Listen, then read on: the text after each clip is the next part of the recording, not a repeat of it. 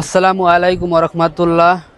আশা করি সকলে ভালো আছেন। আলহামদুলিল্লাহ আমরাও ভালো আছি। তো আমরা আজকে আসছি আমাদের প্রিয় নবী হযরত মুহাম্মদ সাল্লাল্লাহু আলাইহি সাল্লাম যেখানে দাঁড়িয়ে বিদায় হজের ভাষণ দিয়েছিলেন, তো সেখানে আজ আমরা আসছি। তো পিছনে যে পিলারটা দেখতেছেন এখানেই দাঁড়িয়ে ভাষণ দিয়েছিলেন। তো আমরা আজ আরাফাতের ময়দানে আসছি, আর এই আরাফাতের ময়দানে হাশরের ময়দান হবে। এটাই হবে বিচারের, কিয়ামতের পর বিচারের এক ময়দান। আর এই ময়দানটা অনেক বড়, আপনার চোখ যত দূর যায় তার চেয়েও বড় ময়দানটা। তো আসলাম মক্কাতেই 4 বছরের কাছাকাছি কাজ করতে এসেছি আলহামদুলিল্লাহ।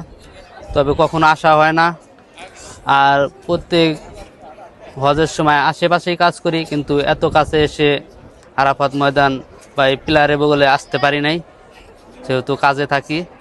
তো আল্লাহর কাছে লাখ লাখ শুক্রিয়া। তো আজ 26 সালে আসলাম, সে অনেক ভালো লাগতেছে। ইসলামের সৌন্দর্য অপরিহার্য। তো ভিডিওটা ভালো লাগলে লাইক আর একটা কমেন্ট শেয়ার করে দিবেন। খোদা হাফেজ।